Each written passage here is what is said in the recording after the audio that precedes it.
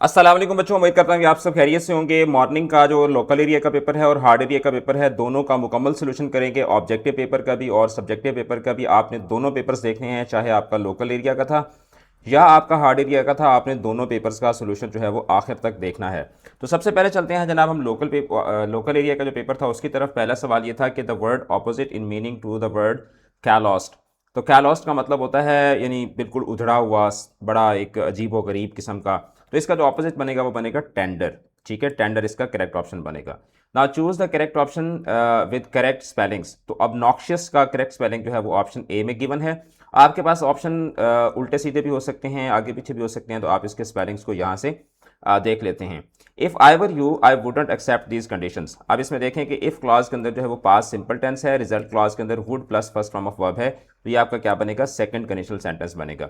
I like dash blue T shirt over there better than dash red one. I like the blue T shirt over there better than the red one. फिर उसके बाद हम आगे चलते हैं। Most of the students on the council. तो council यहाँ पर क्या है, काउंसिल बेसिकली एक कलेक्टिव नाउन है। You are generally smiling in the company.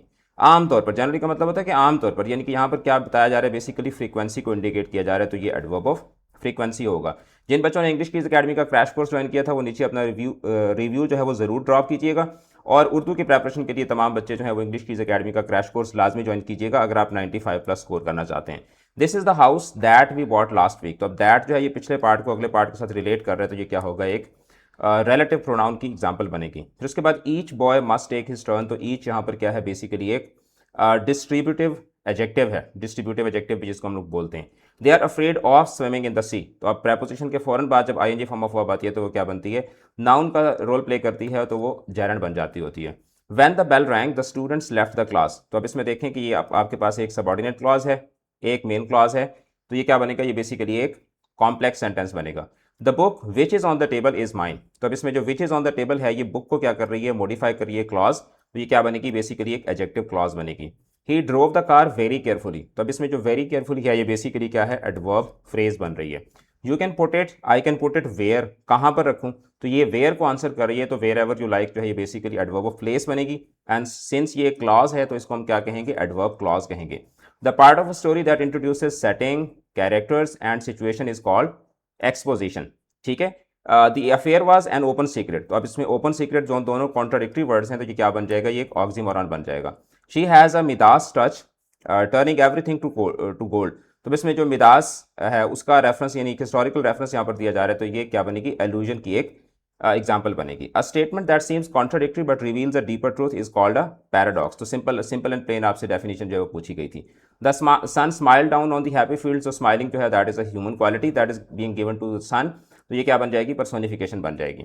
अच्छा, फिर उसके बाद आगे हम लोग चलते हैं। तो the incredibly delicious cake was devoured in a minute. तो अब इसमें इनक्रेडिबली डिलीशियस जो है, बेसिकली इसमें टेक्निकली अगर देखा जाए तो केक अगर साथ हम मिला लेते हैं तो फिर ये एक नाउन फ्रेज बन जाती है। ठीक है, तो ऑप्शन जो थे वो ऑप्शन के अंदर से केक का वर्ड नहीं होना चाहिए था टेक्निकली स्पीकिंग।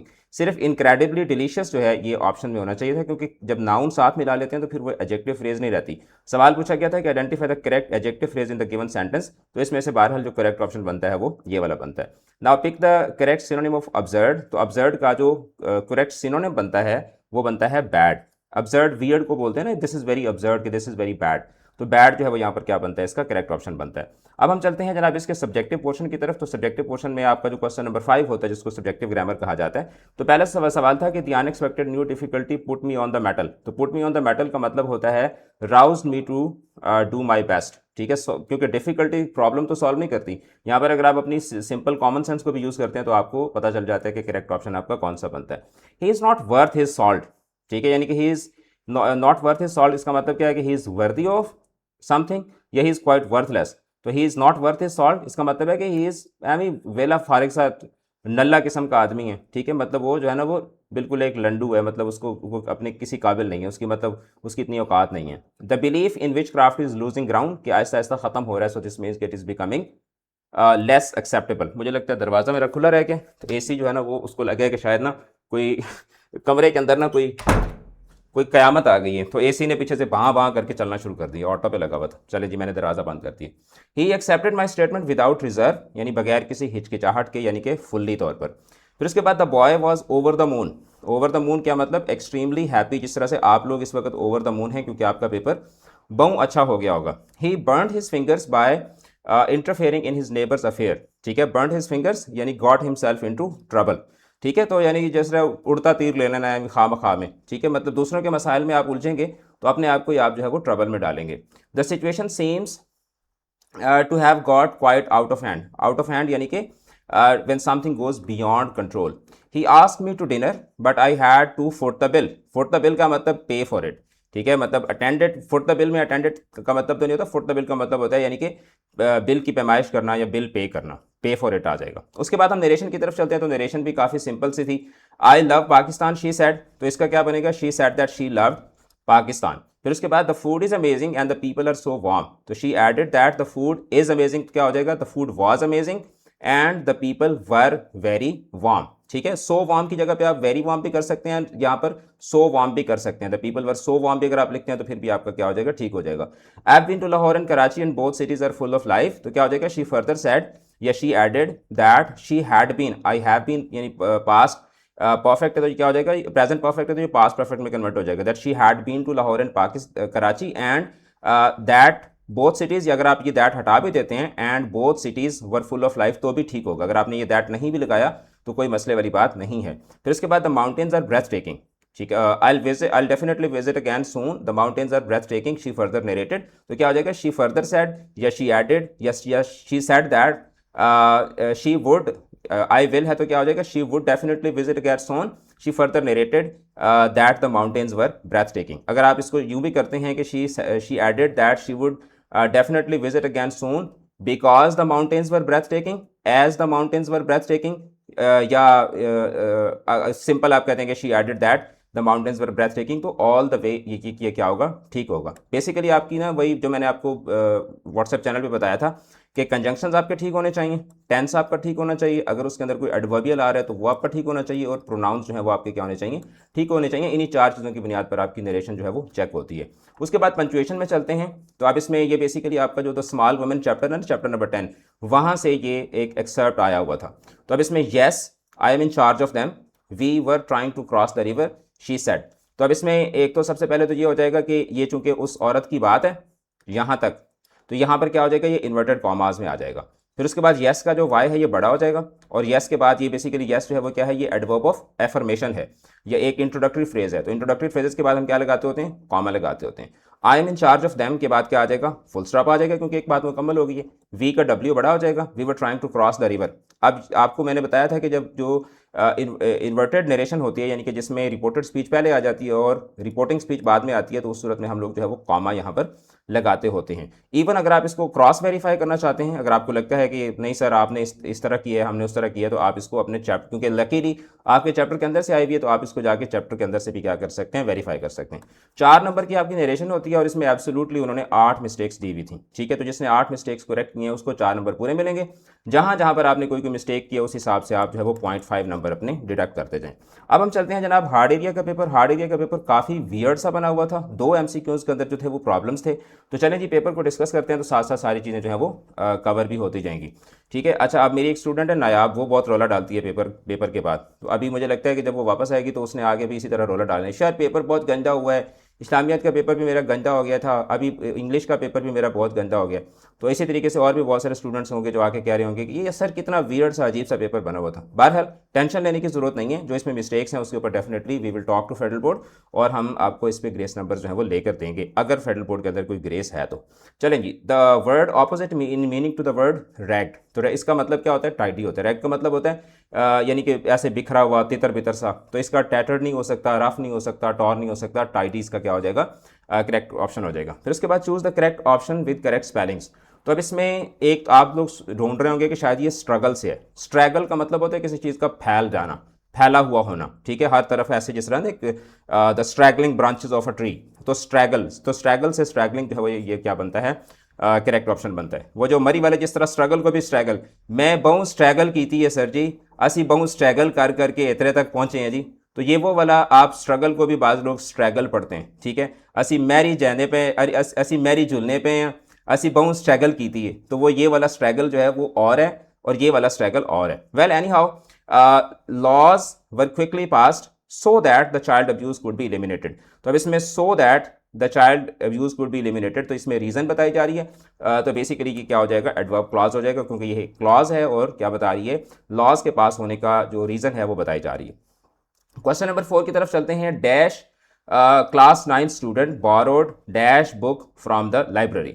तो अब इसमें जो यानी क्लोज टू बीइंग करेक्ट बनता है या क्लोज टू बीइंग परफेक्ट बनता है ऑप्शन, वो ये बनता है कि अ क्लास 9 स्टूडेंट, नाइन्थ क्लास के किसी एक बच्चे ने जो किताब है वो लाइब्रेरी से बोरो की है। ठीक है, अ class 9 student borrowed a book from the library. अच्छा, अब लेकिन अगर इसको ग्रामर के स्टैंडर्ड रूल्स के मुताबिक देखते हैं तो इसमें जो ऑप्शन ए है वो भी करेक्ट बन सकता है, यानी ये तो करेक्ट ऑप्शन है ही है। ठीक है, और ये मतलब अगर इन दोनों में हमें चूज करना पड़े तो ऑब्वियसली हम इसको ही चूज करेंगे।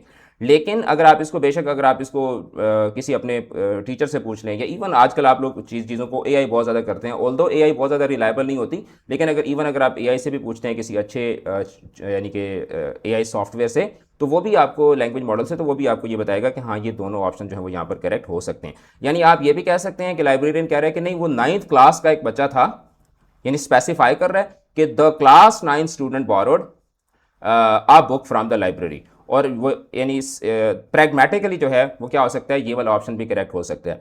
तो I will go with this one. ठीक है, बट ये वाला ऑप्शन जो है ये भी क्या हो सकता है, दोनों करेक्ट हो सकते हैं। So a class 9 student and the class 9 student both are grammatically correct and accepted. ठीक है, अब इसमें मैं बोर्ड वालों से इस हवाले से बात करूंगा कि उनका इसके ऊपर क्या से है, या उनकी इसके ऊपर क्या, यानी कि आप कह सकते हैं कि उनका स्टांस क्या है। मेरे यानी बीइंग अ लैंग्वेज एक्सपर्ट, मेरी ओपिनियन में इस सवाल के दोनों ये ऑप्शंस क्या बनते हैं, करेक्ट बनते हैं। आप फर्दर इसको अपने टीचर्स के साथ भी क्या कर सकते हैं, डिस्कस कर सकते हैं।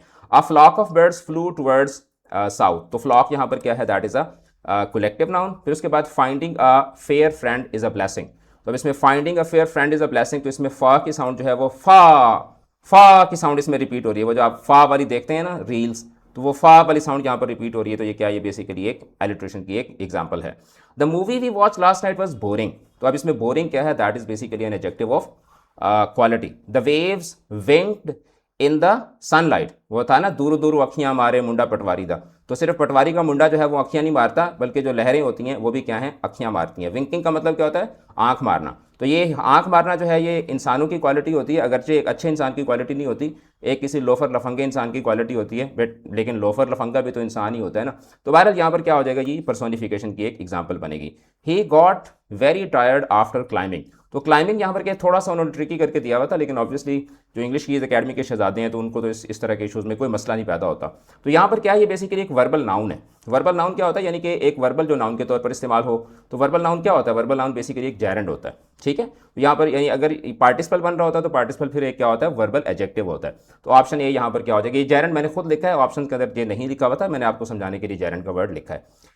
While they were waiting outside, I completed my task। तो अब इसमें जो पहली क्लॉज है while they were waiting outside, ये यहाँ पर क्या है, एक सबऑर्डिनेट क्लॉज है, and I completed my task ये यहाँ पर मेन क्लॉज है। तो ये बन जाएगा जी आपका complex sentence. A house on the top of hill. यार ये मतलब मुझे लगता है कि जो पेपर बनाने वाले हैं ना, वो शायद कहीं इंग्लिश की अकेडमी के क्रैश कोर्सेज परचेज करते हैं, क्योंकि ये सारे के सारे एमसीक्यूज जो हैं, लाइक ऊपर वाले पेपर में 16 एमसीक्यूज वो थे जो हमारे क्रैश कोर्स की जो यानी एमसीक्यूज की बुकलेट थी उसके अंदर से आए हुए थे। यहाँ पर भी आप देखें ये वाला MCQ exactly as it is जो है वो वहाँ से कॉपी हुआ हुआ है। क्लाइंबिंग का वर्ड, बोरिंग का वर्ड, ये सारी मोस्ट ऑफ द चीज़ें जो है वो मुझे ऐसे लग रहा होता है कि शायद इन्होंने कोई अपना जो जासूस छोड़ा हुआ है उसको बोलते हैं यार ऐसे करो, इंग्लिश की अकेडमी का क्रैश कोर्स ले लो, तो उसमें जो सर नई चीज़ें पढ़ा रहे होंगे तो उसी के अंदर से हम लोग पेपर बना लेंगे। क्या है, सोचने की क्या जरूरत है। अच्छा, house on the top of hill has a stunning view. तो ऑन द टॉप ऑफ हिल जो है ये दरकीकत हाउस को मॉडिफाई कर रही है, तो ये क्या है, एक एडजेक्टिव फ्रेज है। अच्छा, she explained the accident in a strange manner. तो इन अ स्ट्रेंज मैनर यहाँ पर बेसिकली क्या है, एडवर्ब ऑफ मैनर बन रहा है, और ये चूंकि एक फ्रेज की सूरत में है तो हम इसको क्या कहेंगे, एडवर्ब फ्रेज कहेंगे। उसके बाद identify the example of complex sentence. मुझे लगता है कि जो एग्जामिनर है वो कॉम्प्लेक्स सेंटेंस के साथ ऑब्सेस्ड है। यहां पर भी कॉम्प्लेक्स सेंटेंस में एग्जांपल पूछी है, ऊपर भी कॉम्प्लेक्स सेंटेंस में इसने एग्जांपल पूछी है, तो जानी कोई और चीज भी पूछ लो ना कि लाइफ क्या इतनी कॉम्प्लेक्स चल रही है कि सिर्फ कॉम्प्लेक्स सेंटेंस की बात करनी है। Now identify the example of complex sentence. तो इसमें ऑल्दो इट वाज रेनिंग, ये एक सबऑर्डिनेट क्लॉज है। They decided to go for a walk, ये मेन क्लॉज है। एक मेन होवे एक मेन ना होवे तो फिर की बन जाता होता है, कॉम्प्लेक्स सेंटेंस बन जाता होता है। ठीक है, तो ऑप्शन बी इसका क्या हो जाएगा, करेक्ट ऑप्शन हो जाएगा। The peak point of a story. ठीक है, जिस तरह आप लोगों की जिंदगी जो है वो पीक पे चल रही है, the peak point of a story where the story moves to the following action is called climax. उसके बाद जी she loved the bitter sweetness of the chocolate, तो चले जिसका मतलब है कि चॉकलेट लवर एग्जामिनर है, तो बिटर भी हो स्वीट भी हो, तो ये या तो चॉकलेट होती है या फिर इंसान की ज़िंदगी के दिन होते हैं या फेडरल बोर्ड के पेपर होते हैं, या फिर क्या होता है ऑक्सीमोरॉन होता है जिसमें दो कॉन्ट्राडिक्टरी वर्ड्स चल रही हों, कभी खुशी कभी गम। उसके बाद she made her self a cup of T. हाँ जी, यहाँ पर जो है इस सवाल का के ऑप्शंस को पहले देखते हैं। पोजेसिव प्रोनाउन नहीं, हर सेल्फ पोजेसिव प्रोनाउन नहीं है। डिस्ट्रीब्यूटिव प्रोनाउन है नहीं। अपोजिटिव प्रोनाउन है नहीं। रिलेटिव प्रोनाउन है नहीं। तो इस सवाल का जवाब क्या हुआ? इस सवाल का जवाब ये हुआ कि शायद जो पेपर सेटर है वो मुझे लगता है कि वो पिंकी का कोई क्लाइंट था, तो उस इसलिए वो यहाँ पे इसका जो करेक्ट ऑप्शन था वो डालना भूल गया। तो जानी the correct answer is reflexive pronoun. ठीक है, हर सेल्फ यहाँ पर जो है वो मेड का इनडायरेक्ट ऑब्जेक्ट बन रहा है। तो जब इनडायरेक्ट ऑब्जेक्ट बनते होते हैं ये वाले जो सेल्फ वर्ड्स होते हैं, तो ये बेसिकली क्या बनते होते हैं? जब इनडायरेक्ट ऑब्जेक्ट बनते हैं तो उस सूरत में ये रिफ्लेक्सिव प्रोनाउन होते हैं। तो इनडायरेक्ट ऑब्जेक्ट जो है यानी रिफ्लेक्सिव प्रोनाउन जो है उसका तो यहाँ पर जिक्र ही नहीं है। क्यों भाई? रिफ्लेक्सिव प्रोनाउन जो है वो कोई सोतेला है, मतलब उसने आपके कोई मतलब आपको ब्लॉक किया हुआ है इंस्टाग्राम पे कि आपने उसका जिक्र नहीं किया। तो रिफ्लेक्सिव प्रोनाउन यहाँ पर करेक्ट ऑप्शन होना चाहिए था। The correct answer is reflexive pronoun, जो कि यहाँ पर गिवन नहीं है। सो ग्रेस मार्क्स आपको मिलेंगे if FBISE has some grace left in it. तो अगर तो obviously I expect and I pray कि वो इसके ऊपर आपको एक ग्रेस नंबर देंगे, जो कि डेफिनेटली आप लोग क्या करते हैं, डिजर्व करते हैं। उसके बाद रेपिटेशन ऑफ सेम वर्ड और phrase in the beginning of two और मोर देन टू लाइन्स, तो वो क्या कहलाता होता है? वो एनाफोरा कहलाता होता है। ठीक है, एनाफोरा, जिस तरह इफ के अंदर आपका एनाफोरा था। उसके बाद why have you behaved in such a rude manner, why have you behaved in such a rude manner. तो इधर हकीकत आपका जो रूड मैनर में बिहेव करना है उसके मुतालिक, आपके एक एक्शन के मुतालिक सवाल पूछा जा रहा है। तो जब किसी एक्शन के मुतालिक, किसी वर्ब के मुतालिक सवाल पूछा जाए तो उसके लिए हम लोग क्या यूज़ करते होते हैं? इंट्रोगेटिव एडवर्ब जो है वो इस्तेमाल करते होते हैं। तो ये आपका क्या बन जाएगा? करेक्ट ऑप्शन बन जाएगा। Now read the sentence and identify the correct adverb phrase. The students explain the sports event enthusiastically. अब इसके अंदर अगर टेक्निकली देखा जाए तो इसमें भी एडवर्ब फ्रेज, जिस तरह ऊपर मैंने आपको डिलीशियस केक वाली बात की थी, तो यहां पर अगर देखा जाए तो इंथुजियास्टिकली जो है वो सिर्फ एडवर्ब बनता है। इवेंट जो है द स्पोर्ट्स इवेंट, इवेंट तो ऑब्जेक्ट है। तो एडवर्ब फ्रेज के अंदर ऑब्जेक्ट जो है वो यहां पर क्या करने आया हुआ है? ठीक है, मेला देखने आया हुआ है। मतलब ऑब्जेक्ट जो है वो यहाँ पे हावी का जो है वो कंसर्ट सुनने आया हुआ है। तो भाई इसका तो यहाँ पर कोई लेना देना नहीं बनता। तो दर हकीकत ये यहाँ पर इंथुजियास्टिकली होना चाहिए था। इसको अहमी तके के साथ जो है वो एडवर्ब फ्रेज बनाने की कोशिश की गई है। बहरहाल जो गिवन ऑप्शन हैं उसके अंदर हम इस ऑप्शन को टेक करेंगे। ये भी थोड़ा सा आप कह सकते हैं कि केयरलेसली डिवेलप्ड एमसीक्यू है, यानी एग्जामिनर जो है उसने कोई नींद में या मतलब बेख्याली में, बेध्यानी में, ठीक है, ज़िंदगी के किसी फेज़ में ऐसे में चल रहा होगा कि जिसमें उसने पेपर बनाया होगा और दोबारा से माशाल्लाह से जो पेपर को वेट करने वाले होते हैं, प्रूफ रीड करने वाले होते हैं, उन्होंने भी कहा होगा कि पेपर को देखा होगा और पेपर को कहा होगा तू लंघ जा साड़ी खैर है, ठीक है, या पास कर या बर्दाश्त कर। तो सरकारी इदारों में फिर इसी तरीके का खाता चलता है। Well anyhow, pick the sentence, pick the correct option of scarcity. Scarcity का मतलब होता है किल्लत। तो किल्लत का सिनोनिम प्लेंटी तो नहीं होता, लॉट ऑफ तो नहीं होता, इनफ तो नहीं होता। डर्थ, डर्थ का मतलब होता है किसी चीज़ का कहत पड़ जाना, किसी चीज़ की कमी पड़ जाना। तो चलें जी, जो हार्ड एरिया के पेपर थे वो हमेशा की तरह बड़े, हार्ड एरिया के पेपर जो हैं वो मोस्टली बड़े वियर्ड से होते हैं। तो ये भी एक थोड़ा वियर्डो टाइप का पेपर जो था वो बना हुआ था।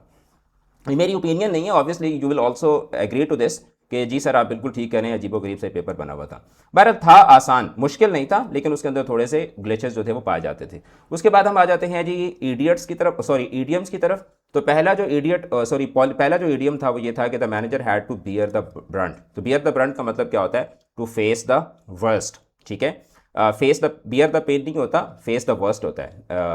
The manager had to bear the burn of the customers anger. तो जो कस्टमर का गुस्सा होता है उसकी आप तकलीफ बर्दाश्त नहीं करते, बल्कि आप उसकी शिद्दत को बर्दाश्त करते हैं, ठीक है। You should not rely on him, he is a broken read. He is a broken read मतलब कि he is a fragile man, के यानी यार बिल्कुल जनाना सा आदमी है यार, उसके ऊपर रिलाई ना करो, मतलब वो एक बड़ा बेतबारा किस्म का आदमी है। The old man kick the bucket. Kick the bucket का मतलब ये नहीं कि उसने रात को गुस्से में आके बाल्टी को लात मार दी, बल्कि वो पास पास पास कर गया, यानी कि अल्लाह को प्यारा हो गया। किक द बकेट, ये इसकी यानी कि किसी इंसान के फौत हो जाने के लिए हम लोग जो है वो एज एन ईडियम जो है इस्तेमाल करते हैं। His habits of working bye fits and starts. जिस तरह आप लोग यहाँ पे तो मुझे लगता है आप लोगों की बात हो रही है। थोड़ा सा आप पढ़ते हैं, फिर आपको रील देखनी होती है, फिर आपको आपके दोस्त की कॉल आ जाती है, फिर आपको टीवी देखना होता है, फिर आपको सोना होता है, फिर आपको खाना खाना होता है, फिर आपको फिर जो है ना वो ओवर थिंकिंग करनी होती है, फिर आपने डिप्रेशन में जाना होता है, फिर उसके बाद आपने घर वालों को बुरा भला कहना होता है, फिर उसके बाद आपको बीच में 24 घंटे के दिन में कोई 20-25 सेकंड्स जो है वो आप लोग पढ़ भी लेते हैं। तो फिट्स एंड स्टार्ट्स का मतलब होता है हाफ हार्टेडली, यानी बेध्यानी के साथ, बेदिली के साथ, एमी मर मरा के पढ़ना जो है वो उसको क्या कहते हैं, फिट्स एंड स्टार्ट्स के साथ काम करना कहते होते हैं। She cut a sorry figure in the interviews. Cut a sorry figure का मतलब होता है अपनी इंसल्ट करवाना, बुरे तरीके से फेल कर जाना। तो गॉट इंजर्ड नहीं होगा, बल्कि क्या होगा, फेल टू परफॉर्म होगा। He will be equal to the occasion. Equal to the occasion के मतलब इक्वल इन कैपेसिटी, ठीक है। He will be equal to the occasion in the chess, यानी कि क्या होगा कि पूरे तरीके से जो है वो अपना हिस्सा जो है वो अपना किरदार जो है वो अदा करेगा। तो इक्वल इन कैपेसिटी जो है वो यहाँ पर क्या हो जाएगा, इसका करेक्ट ऑप्शन हो जाएगा। Their business is in the डॉल्ड्रम्स now. डॉल्ड्रम्स मतलब डामाडोल, जिस तरह पंजाबी में कहते हैं ना डामाडोल, तो ये डॉल्ड्रम्स का मतलब होता है किसी चीज़ का डामाडोल हो जाना। तो इन द सिटी नहीं होगा, इन अ स्टेट ऑफ इनएक्टिविटी, मतलब डामाडोल हालत में होना, प्रॉपर तरीके से एक्ट ना कर रहा होना। फिर उसके बाद जिस तरह आप लोगों के पेपर्स के हवाले से जो कंसंट्रेशन है पढ़ाई के हवाले से, वो हमेशा डॉल्ड्रम्स में रहती है। We should always work hard and not live by wits. Live by wits के मतलब हमें जो है ना वो मतलब तोके में नहीं रहना है, ये कोई तोता है कोई मैना है, तोके में नहीं रहना है। तो लिव बाय विट्स का मतलब होता है live on fraud and deception, कि तोके में नहीं रहना है। तो लिव बाय विट्स का मतलब ये अगेन वही है कि कोई तोता है कोई मैना है, धोखे में नहीं रहना है। Live on fraud and deception इसका क्या हो जाएगा, करेक्ट ऑप्शन हो जाएगा। उसके बाद हम आ जाते हैं जी नरेशन की तरफ। तो नरेशन बड़ी बिल्कुल यानी क्लासी सी, बड़ी चीज़ी किस्म की जो है ना नरेशन उन्होंने दी हुई थी, आसान सी। Ali said I am going to the library to study for my exam. लेकिन इसके अंदर एक ट्रिक थी। अब मैं देखता हूँ कि कितने बच्चों ने उस ट्रिक को अंडरस्टैंड किया होगा। अब ट्रिक वो ये है कि जब बात की जा रही होती है, यानी कि जब कोई सवाल पूछा जा रहा होता है, तो अगर स्पेसिफिकली मेंशन ना हो कि किससे सवाल पूछा जा रहा है, तो आपसे ही सवाल पूछा जा रहा होता है। ये चीज़ मैंने नरेशन कराते वक्त भी बच्चों को समझाई थी कि जब आप कोई बात की जा रही हो और ये स्पेसिफाई ना किया जा रहा हो कि किससे बात की जा रही है, तो फिर इसका मतलब है कि आपसे ही बात की जा रही है। तो यहाँ पर प्रोनाउन की जो चेंज है ना, उसके अंदर कुछ बच्चे शायद गलती करके आए होंगे। Ali said that he was going to the library to study for exam and asked, ठीक है। अब मतलब इस तरह ये भी हो सकता है कि Ali said that he was going to library to study for his exam. आप यहाँ पर फुल स्टॉप भी लगा सकते हैं और यहाँ पे कह सकते हैं कि ही आस्क्ड, ठीक है। यहाँ पर do you want to come with me, तो इसको आप ये कह सकते हैं कि ही आस्क्ड इफ, क्योंकि अब ये यस नो क्वेश्चन है, यानी ऑक्सिलरी वर्ब से स्टार्ट हो रहे हैं, तो इसके लिए कंजंक्शन हम कौन सा लेकर आएंगे, वेदर या इफ लेकर आएंगे। ही आस्क्ड इफ या he asked whether I do you, तो अब ये यू किस में तब्दील होगा, आई में होगा, क्योंकि यहाँ पर वो किसी अपने संगी से बात नहीं कर रहा है या किसी और से बात नहीं कर रहा है, एक्सप्लिसिटली मेंशन नहीं है, तो इसका मतलब है कि वो आपसे पूछ रहा है। तो क्या हो जाएगा, एंड आस्क्ड या फुल स्टॉप लगा के he asked if I wanted to go with him. अब he said I'll meet you at the gate at 2 PM. He further said that he would. I will है तो क्या हो जाएगा, he would हो जाएगा। you जो है वो me में तब्दील हो जाएगा। he said that he would meet me at the gate at 2 PM, ठीक है। फिर उसके बाद यहाँ पर आप ये भी कर सकते हैं कि फुल स्टॉप लगा के आप कहें कि he further added that we। अब we जो है वो फर्स्ट पर्सन प्रोनाउन है, तो फर्स्ट पर्सन प्रोनाउन जो है वो पीछे अली और आप हैं, तो आप इसमें आप इसको दे में कन्वर्ट नहीं कर सकते, आप इसको वी में ही रखेंगे, क्योंकि आप खुद उसके अंदर पार्ट हैं। वो कह रहे हैं कि हम पढ़ेंगे, तो इसका मतलब है कि हम पढ़ेंगे। वी कैन स्टडी टुगेदर, यहाँ पे and added that we could study together and then go out for brunch, इस तरह भी हो सकता है। और यहाँ पर 2 PM के ऊपर रुक कर फिर उसके बाद आप ये भी कह सकते हैं कि he further added that we could study, ठीक है, and then go out for brunch. तो यानी इसमें हल्की फुल्की जो ट्रीटमेंट थी उसके मुताबिक आप जो है वो ठीक कर सकते हैं। लेकिन जिस बच्चे ने इस यू को ही में कन्वर्ट किया है या शी में कन्वर्ट किया है या दे में कन्वर्ट किया है, कि जैसे and ask if they wanted to go with him, तो फिर उसका नरेशन जो है वो, उसके नरेशन का प्रोग्राम जो है वो बढ़ गया है, ठीक है। अच्छा, उसके बाद हम चलते हैं जी पंचुएशन, जो कि आपका लास्ट सवाल है। तो अब इसमें ये अगेन आपका द स्मॉल वुमेन जो चैप्टर नंबर 10 है उसके अंदर से आया हुआ, ये जो मैंने कॉम्प्रीहेंशन दी हुई थी उस कॉम्प्रीहेंशन के अंदर भी ये मौजूद था, तो इसलिए मैंने यहाँ पर इसको हाईलाइट भी कर दिया। वैसे इसको आप अपने पेपर अपनी किताब के अंदर से भी आप इसको देख सकते हैं। ही मैंशनड, अब यहाँ पे लाइन स्टार्ट हो रही है तो ही का एज क्या हो जाएगा, बड़ा हो जाएगा। अब इसके अंदर जो गलतियाँ थी वो काफ़ी ज़्यादा थी, मतलब आपने देख लेना है कि इसमें से कोई सी 8 अगर आपने करेक्ट की हैं तो आपको 4 नंबर मिल जाएंगे। He mentioned his man back with a hand signal, full stop हो जाएगा। उसके बाद वो आगे बात कर रहा है, वो कह रहे हैं wait here he said, he wait here he said. तो यहां पर क्या हो जाएगा, वेट हियर के बाद आ जाएगा कॉमा। उसकी वजह यानी एक तो ये इन्वर्टेड कॉमास में चला जाएगा। ये कॉमा क्यों आएगा, क्योंकि बात आगे उसकी जो है वो बात अभी बाकी है, रात अभी बाकी है, बात अभी बाकी है। ही सेड के बाद फुल स्टॉप आ जाएगा। It may be a trick, be alert. तो अब इसमें अगेन ये भी उसकी नरेशन है, तो ये अगेन इन्वर्टेड कॉमर्स में चली जाएगी। It may be a trick के बाद फुल स्टॉप आ जाएगा और बी अलर्ट के बाद भी क्या आ जाएगा, फुल स्टॉप आ जाएगा। तो इसमें टोटल मिला के 1 2 3 4 5 6 7 8 9 10 11। तो इसमें तकरीबन कोई 11 के करीब जो है वो मिस्टेक्स बनती हैं। तो इसमें से आपने कोई सी 8 भी अगर की हैं तो आपको पूरे नंबर जो है वो मिल जाने चाहिए। तो ये था जनाब आज का पेपर का जो ओवरऑल अगर मैं एनालिसिस करूं तो काफ़ी इजी पेपर बना हुआ था। जो सब्जेक्टिव पेपर है वो भी काफ़ी एक्सपेक्टेड चीज़ें थी। अब इंग्लिश क्विज एकेडमी का अल्हम्दुलिल्लाह मेयार और स्टैंडर्ड ये है कि अब मैं ये कहूँ ना कि यार सारा पेपर मेरे पेपर में से आया हुआ था तो वो एक बड़ी क्लीशे सी बात लगती है कि यार ऑब्वियसली मतलब इतना अरसा हो गया पढ़ाते हुए इंग्लिश में अल्हम्दुलिल्लाह इंग्लिश क्विज एकेडमी का इंग्लिश और उर्दू में इस्लामियात में तर्जुमतुल कुरान में एक नाम है, एक क्रेडिबिलिटी है, एक स्टैंडर्ड है। तो ये बात तो मैं इस हवाले से बिल्कुल भी ब्रैग अबाउट नहीं करूँगा। वो मेरे बच्चे खुद आकर नीचे जो है वो कमेंट्स में बता देंगे कि उनकी प्रेपरेशन कैसे हुई थी, उनको किस तरीके से पढ़ाया गया था, कितनी उन पर जान मारी गई थी। तो अगला जो आपका उर्दू का और तर्जुमतुल कुरान का पेपर है तो उसके लिए भाई अगर आप इंटरेस्टेड हैं तो ये एकेडमी का नंबर है, इस पर कांटेक्ट कर सकते हैं। बेहतरीन अंदाज में आपको पढ़ाया भी जाएगा, आपको ज़िंदा भी रखा जाएगा, बोर भी नहीं होने दिया जाएगा और पूरी मुकम्मल प्रेपरेशन एक ज़बरदस्त तरीके से आपको जो है वो करवाई जाएगी। तो बाकी मिलते हैं किसी और वीडियो में। अपना रखिएगा बहुत बहुत ज़्यादा ख्याल। All the best. खुदा हाफिज़।